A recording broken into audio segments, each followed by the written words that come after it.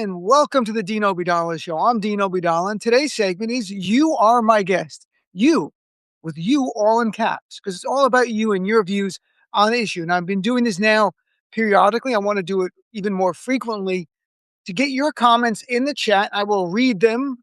I hope other people read them as well on the topics of the day. And it's because I'm committed to ensuring that the voice of the grassroots gets heard, at least by each other. Corporate media ignores us. We all know that. I see stories where corporate media people say things and it makes headlines. Like yesterday, someone said there should be a Nuremberg type trials, and that made press. We've been saying that for a year. There's been Nuremberg type trials. So my point is, here's the place. You are my guest segment. So today's question, I'll put it out there as we start out. Should MAGA be designated a domestic terrorist group?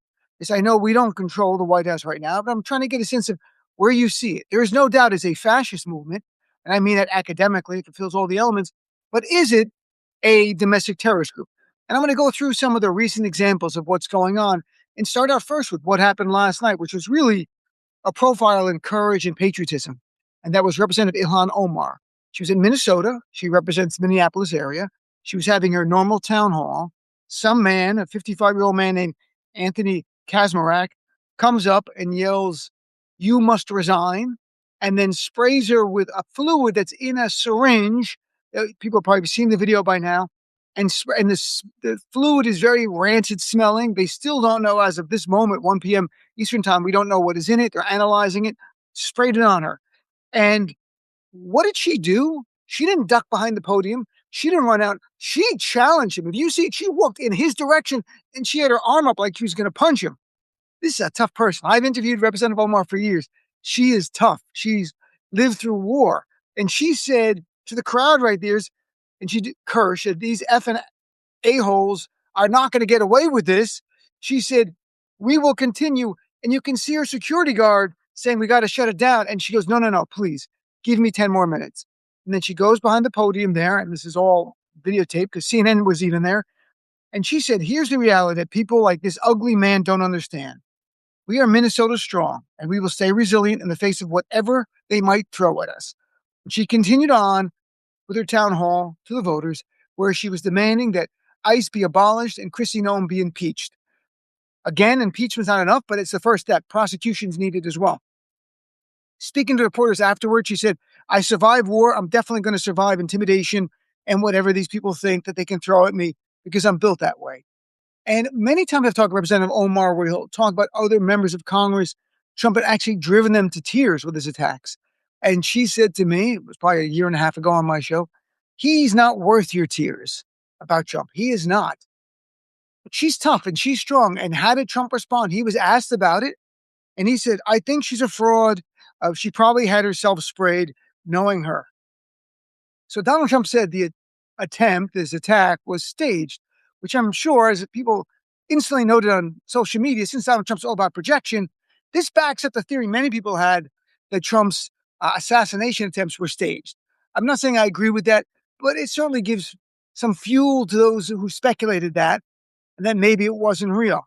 But to me, the part here, so you have that's the news part.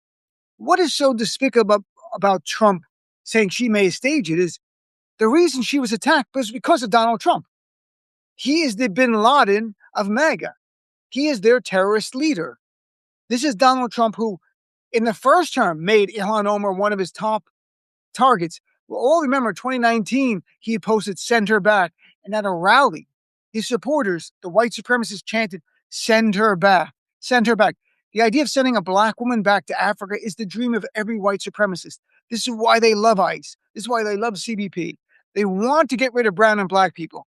They want to preserve white supremacy. So, and then in his second term, he's been attacking her over and over. In fact, just days ago, he said both Justice Department and Congress are scrutinizing Omar's finances, suggesting that she committed some kind of fraud. There's no evidence of that. He keeps saying she made $20 million. She made $40 million. We have no idea what he's talking about, but he keeps saying this stuff. He also said hours before the attack, he was in Iowa last night for a rally.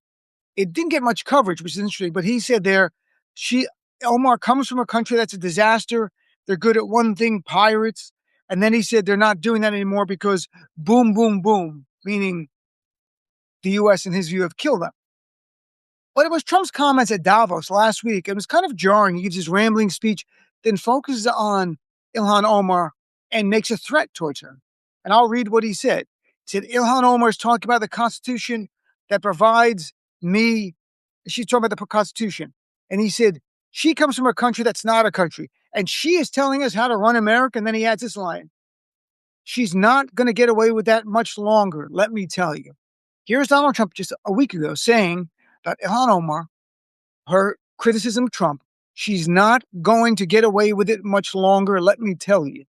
Those were Trump's exact words. She is not going to be able to get away with it. And then we saw an attack last night with whatever the fluid, and we don't know what it is. It could have been cleaning supply. It said they smell like vinegar. It could be yarn. It could be poison. It could be intended to embarrass her, terrorize her, or kill her. We will find out. But that was an attempt on a political figure in the service of Donald Trump. We know that.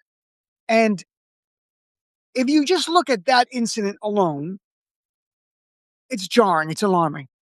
But you have to take a step back and look at MAGA. Look what Trump has visited upon our nation in just the last few years. The most chilling example, January 6th terrorist attack. The January 6th terrorist attack was all Donald Trump. If Donald Trump simply accepted that he lost the election, there's no attack. There's no gathering on January 6th. In fact, the January 6th report, their final report said the central cause of the January 6th attack was one man, former President Donald Trump, whom many others followed. None of the events of January 6th would have happened without him. Absolutely correct. Donald Trump's the reason for that attack. Donald Trump's the reason 140 plus police officers were badly injured. Some had to retire. Some took their lives by way of suicide. Ashley Babbitt, a Trump supporter, was killed, all because of Trump. And what did Trump do? He defended those terrorists and then pardoned them all 1 year ago, just a week and a year ago, his first day in office. What was the message of pardoning them? Very simple. To incentivize more acts of violence on his behalf. He's telling them, you commit any act of violence in service of me, I've got your back. We all knew that. We all warned that. And look what else we've seen. Just in Minnesota in the last year. Last June, a MAGA supporter, a man who went to a Trump event, who supported Trump, who was a very right-wing anti-abortion activist, he killed Minnesota State Representative Melissa Hortman. He assassinated her. He went to her house and killed her. He killed her husband. He went to the house of another Democratic lawmaker and wounded him and his wife. He had a list of other Democrats he was planning to kill. That was a MAGA terrorist attack. The media won't call it that, but that's what it was. What else did we have? We had threats all the time against even Republicans who dare refuse to be loyal to Trump. Marjorie Taylor Greene last November was splitting from Trump, and Trump wrote online calling her, quote, a traitor and a disgrace. That's what Trump called Marjorie Taylor Greene. What was the response? Threats against her life, where Marjorie Taylor Greene said she was contacted by security companies saying we were getting threats, we're monitoring them against you and your family. It's about threats against your children by MAGA. And that's nothing new. MAGA's threatened everyone from judges to Jack Smith, to prosecutors, to witnesses. Anyone who dares try to hold Trump accountable or defies him is threatened by violence. And then you had earlier this month, to me, the murder of Renee Good and Alex Preddy are not just ICE or CBP. This is MAGA terrorism. These are people killing people in the service of Donald Trump's political agenda. They are defended by Donald Trump's regime as they smear the people who were killed as terrorists. I don't care the slight backing off. That's bullshit. They smear them as terrorists. Right-wing media is defending the killing of even Alex Preddy and, of course, Renee Good. That's part of the weapon of MAGA is using violence. And again, this didn't get a lot of press. You may have seen it. Last Friday, Congressman Maxwell Frost from Florida, young guy, he's at Sundance, gets punched in the face by someone who says he supports Donald Trump and Donald Trump's going to have him deported. And now the attack on Ilhan Omar. None of this is in a vacuum.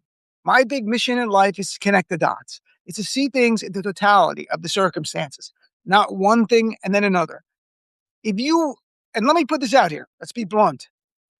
If you read about another organization whose leader incited an attack on the United States Capitol so that person could have political power, who then defended and pardoned the terrorists, who called for violence point blank at rallies in the past, saying if someone's going to throw a tomato, punch him in the face, I'll pay your legal fees, who has never denounced the violence by his supporters, never, ever, never denounced it to try to incentivize it more, who his supporters have known what they're supposed to do and make threats against elected officials, threaten them, punch them, threaten judges, killed 2 American citizens.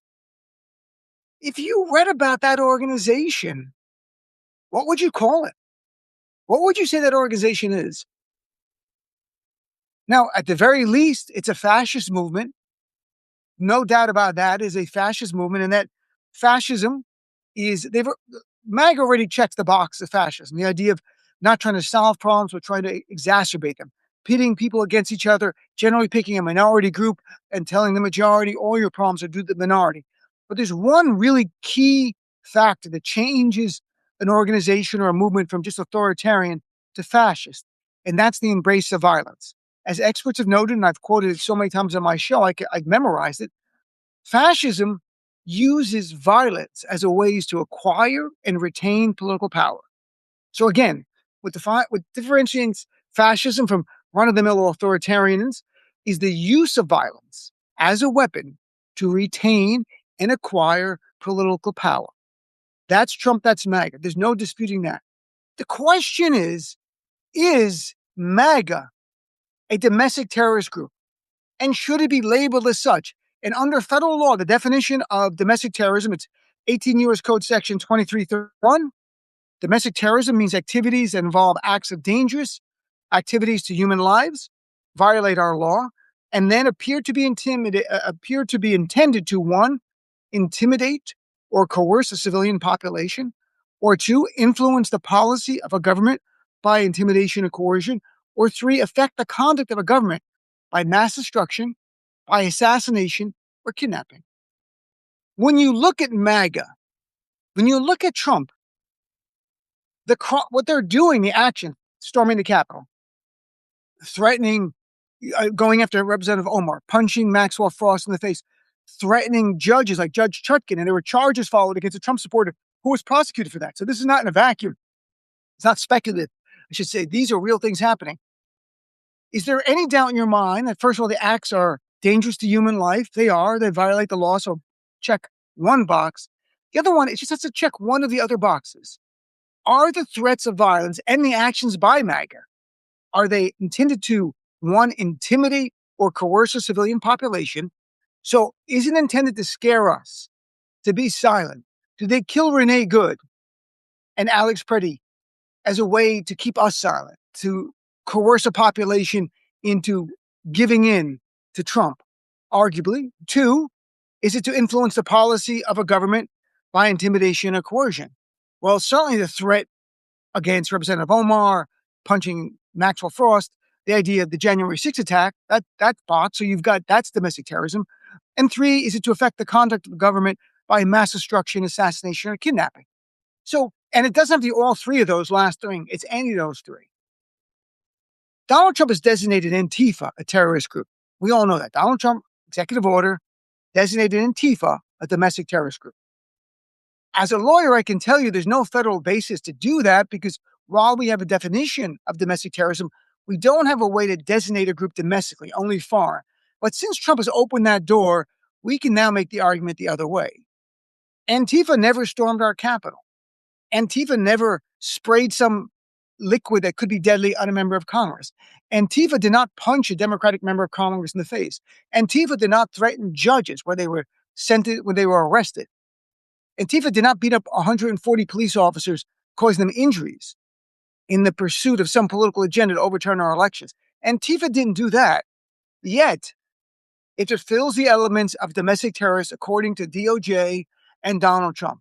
So I submit to you, how can MAGA not be designated a terrorist group, a domestic terrorist group, after what they've done? It pales in comparison, Antifa's actions, to what MAGA's done. So I'm going to put, and the way this segment works, where you are my guest, I'm doing this little monologue, and then I'm going to go back and read your comments, and I hope people read them as well. So we get a sense of what the base is feeling, what you're feeling out there. Is it meaningful? Does it matter to say MAGA is a domestic terrorist group? To me, it is, but I'm not asking you to agree with me here. I'm sincerely asking for opinions on this. Two, I think we must work to not just abolish ICE, we have to abolish MAGA. MAGA is a cancer to our democratic republic. MAGA cannot coexist with this world that we live in. It doesn't mean, when I say abolish, I don't mean to kill the people. Of course not. I mean abolish politically. And you're saying, well, how can MAGA go away? Well, quick history lesson, then we'll go to the comments. There have been numerous major political parties in American history that are no longer with us. The Federalist Party. The Federalist Party was the party of George Washington and John Adams and Alexander Hamilton. Gone. The Whig Party. Numerous presidents were in the Whig Party. Gone. The Know Nothing Party, also known as the American Party. Numerous governors and members of Congress. Gone. Those are three major parties. Gone. Parties go away. Now, MAGA is really the GOP at this point. And how do we abolish the GOP? To me, I want to make it focus on MAGA because I think there are some Republicans who we disagree with, but are still patriotic Americans. MAGA, no, nothing, not good. All right, so that's, and again, I went longer than I want. I try to keep this to me talking for 10 or 12 minutes because this is not about me chatting. This is about me starting the conversation and then sharing the views of what people think. So again, the big question is, in your view, is MAGA at this point, again, we had the threat on Representative Omar last night. That was an assassination attempt, or at least a threat to terrorize her. The punching in the face of Maxwell Frost last week, the murder of Renee Good, Alex Preddy, those are MAGA terrorist attacks in my view, because they're provided by MAGA, they're given their weapons by MAGA, and they're giving cover by MAGA. Is it meaningful? Does it help to call it domestic terrorist group? Does it even help to call them fascists at this point? And, we've been doing that a lot. Does it work? Does it matter? And should we be working to abolish MAGA? So let me go back to the comments here, and I'm going to read again. This is not fair. I'm just finding a random point. I'm going to read a lot of your comments and your names, and I hope others who will join will put your comments on this. Let's see, we've got, and I know a lot of people pointed out ICE is probably filled with January 6th terrorists and the Proud Boys and Oath Keepers. That's probably true, but we don't know because they're never going to give us the information until we have some real oversight by Congress. So we win the House. And all right, so let's pick here. Let's start with Sandra Stephan. Says, this is what worries me, the moral decay of Trumpism and MAGA. It is, there's no morality. It is a sociopathic fascist movement. There's no right or wrong in the sense of what's good and what's not that we can all agree on. Whatever is good for Trump is what's right. Whatever opposes Trump is wrong. There's no difference from Nazi Germany, Mussolini, any other right-wing fascist in countries today. Not a lot of dissent in Iran. People get killed. Saudi Arabia, same things. The trajectory says, hello, Mr. Obeidallah. Hello. Just call me Dean. Jessica R. says they are the domestic terrorists. I agree. Again, Donald Trump has defined and designated Antifa a terrorist group. They don't have a leader. They've never attacked our Capitol. They haven't attacked members of Congress. Well, Trump's MAGA has done all of that. I mean, again, the killing of Melissa Hoffman doesn't even get talked about. It's in Minnesota where these protests are happening. That was done by someone in the service of MAGA, someone who had been to a Trump rally. That's all confirmed. They voted for Trump, the person. They were very right-wing anti-abortion activists when there's been a history of terrorism and the anti-abortion movement. That was a MAGA terrorist attack. Connect the dots. Let's continue on here. Terrorists. Rose Nervous says, you may not be able to label the whole MAGA as domestic group, but they do have a sect that is a domestic terrorist group. And that's interesting, Rose, because you're being very reasonable. And as a lawyer, I can agree with you on that. It's almost akin to the IRA, where the IRA years ago had a political wing, and then they had the military wing as well. And maybe there is a component to that. And maybe that's the most fair way if we want to be responsible and have a discussion here about it that way. Rose makes a good point because it was Sinn Féin, the political part of the IRA, and then there was the Independent Republican Army. That's what I think, Irish Republican Army, which used violence. They blew up shopping centers in London and stuff like that. So you had two. So maybe that's a fair way of putting it. And if MAGA lays down their arms and we can demilitarize MAGA, well, then that's fine. But you've got to start prosecuting those who killed Renee Good and Alex Preddy, prosecuting Kristi Noem, prosecuting Stephen Miller. And my article yesterday came out on Substack, and I hope you'll check it out. I go through the Minnesota statutes where there's arguably a chance to prosecute them. It's not just some kind of, progressive pipe dream. All right, let's continue on. Bobby Bell says, when you look at what MAGA has done, they are a terrorist. Megan Ross says, we will never give in. I agree. And I hope you're on our side and you're saying that. Maggie Boy said, he can say anything he wants, but it doesn't make it true. And I think you're talking about Trump. Christie says, ICE is the domestic terrorist group, government sponsored with our taxpayer dollars. And Senator Van Hollen had said that very thing, that the terrorists are in the White House. Literally said the terrorists are in the White House. It's unbelievable. So the Leslie Dreyer says, I'm a radical terrorist myself, a nurse with a cell phone. Ah, God bless you, Leslie. The nurse is doing an amazing job and standing there with Alex, who was, the best of us, really the best of America. And they killed him. Sharon says, first they murder / execute. Then they say you didn't see what happened to that effing bitch. So yes, checks the box, all the boxes. Yeah. And another point people have raised, and I think it's so valid, how many of the ICE members and CBP members have a history of domestic violence? Because the way they talk about women, the way they treat women is horrific. It is dehumanizing to the point that you have to be from the world of a domestic abuser to do that kind of garbage. Lewis says, is that a rhetorical question about MAGA being a domestic terrorist group? Okay, let's continue on. George Hamilton, the actor, he's here. No, it's not. Our feckless leaders, Merrick Garland, didn't fight back when they had the responsibility. George, you're in the right place. I've written countless articles for years begging Merrick Garland to swiftly prosecute Trump, and we can't go back in time. Rick Flair says we should start by designating QAnon international terrorist group. Then MAGA could be connected domestically. And again, look, we all know we don't have the power now because we don't control the federal government to designate it MAGA domestic terrorist group. I don't think a state AG, it depends on their laws if they can do it or not. But doesn't mean we can't talk about it. Doesn't mean that we don't push Democratic leaders to refer to MAGA as a clear and present danger to our democratic republic. That they refer to MAGA the same way we view it, as a domestic terrorist movement. And let them get upset and let them get angry. And then maybe if they purge the military wing from MAGA, they can simply be a political movement, and that's fine. We disagree, but there should be no violence. Let's continue on. Susan Callahan says it really does matter. Words do matter. And I agree with that one. And the trajectory asks what government body would classify that. Because I just answered it.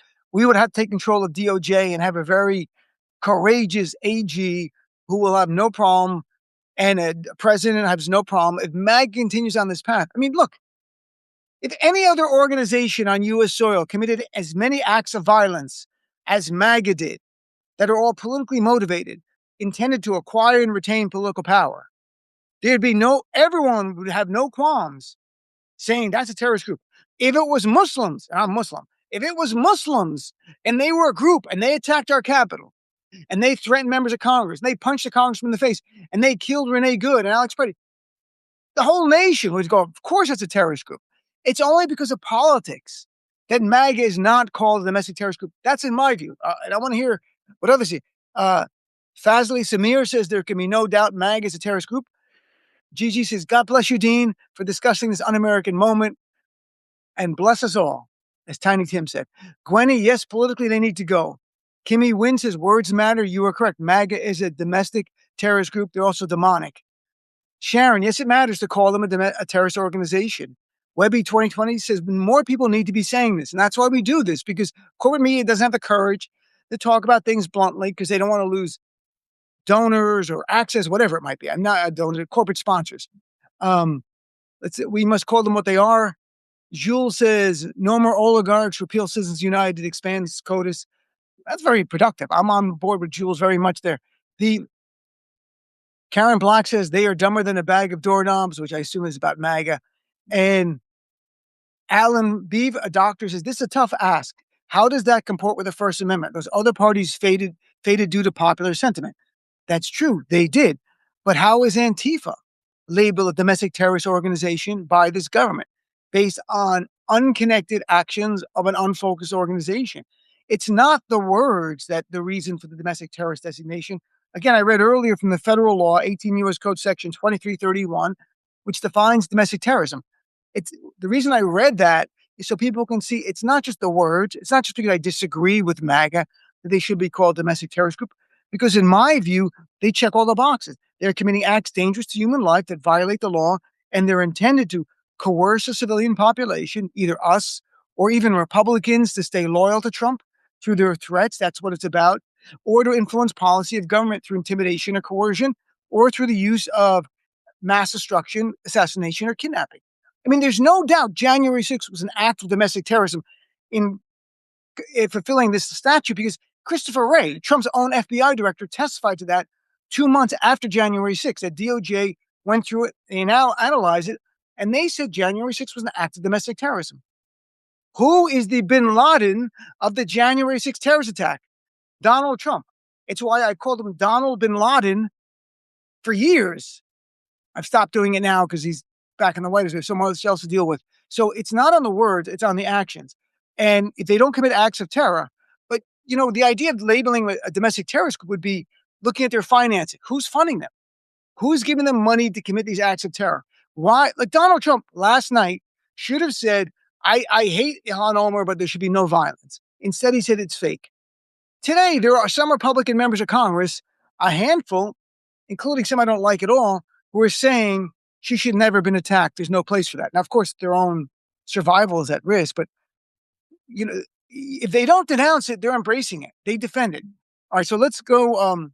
We're going to scroll down because I'm going to stop like in 2 minutes because I try to keep this not longer than 30 minutes, even though I enjoy doing this. But I'm going to be on Tom Hartman's show. People know Tom, great guy, at 2:00 New York time, and then I have my own radio show stuff.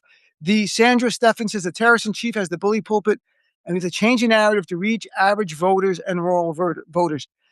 Look, I don't know if by calling MAGA a domestic terrorist group, it makes them repel it or not. I don't think they really care. If they're in MAGA, they're fine with it. I just believe in speaking bluntly. I'm from New Jersey. There's no place for timidity when you're dealing with a fascist terrorist movement in our face. So for me, it's about framing in these words. I don't think anyone in MAGA we're going to reach to come over to us now. And they go, well, I didn't know it was a terrorist group. You knew. That's why you're there. All right. So a few more comments here. And by the way, the Epstein files, we'll have to have a whole chat on that. It's now a long way from the December 19th deadline. Love Tom. Okay. How do you bring 7 million? Karen says, how do you bring 77 million imbecile MAGAs to justice? It's not about prosecuting them. It's about shutting down the leadership of MAGA. To me, the question is, who is the leadership of MAGA? I agree. That is hard. It is challenging. But charging those involved in killing Renee Good and Alex Preddy is so important. Charging any ICE or CBP person with any kind of crimes for any crimes they commit on safe grounds is so important because you have to be honest, that is now the military wing of MAGA that Trump sees it. It is his military wing. And the only way to stop their conduct is to prosecute them. All right, so a few more here. Remove the head and the group falls apart, says Dr. Allen. And Dr. Bandy Lee, who does a lot of great stuff, has talked about that. When Trump goes, in all likelihood, MAGA fractures. And maybe, as the doctor pointed out, the other groups I mentioned, the Federalist Party, the Whig Party, the Know Nothing Party, who were major parties and faded because there was no longer an appetite for them in the country. Well, maybe if MAGA fractures and it just loses, I'm not saying good Republicans rise up, but maybe a different strain of it. I don't want to be like Pollyannish or ignorant. I really view the people in the Republican Party as knowing exactly what they're about, and they're fine with what they're seeing. So I don't think it changes that much. I just think some people just check out of politics who are part of it. All right. So all right, my friends, I want to thank everyone. And people have some good points. Marxist Democrats need to be as aggressive as Republicans. Leslie says, I would pay good money just to shut up Fox and News Nation. Yeah, good point, Leslie. News Nation has become Fox Light. I mean, it really is now. It's ridiculous. Not during the day so much, but once you get to the evening stuff, it's just Fox Light. Even Chris Cuomo is just like Fox Light now. So, all right. Thank everyone. I want to thank everybody for tuning in. Thank you very much for joining. Thank you for the great comments. I'd love to hear from people. It's something I'll talk about on my show today as well, and also share what people have said here with the audience there. I wish it was one big audience. We can all talk together. But thank you. Have a great day. I'll talk to you maybe tomorrow. We'll do this again.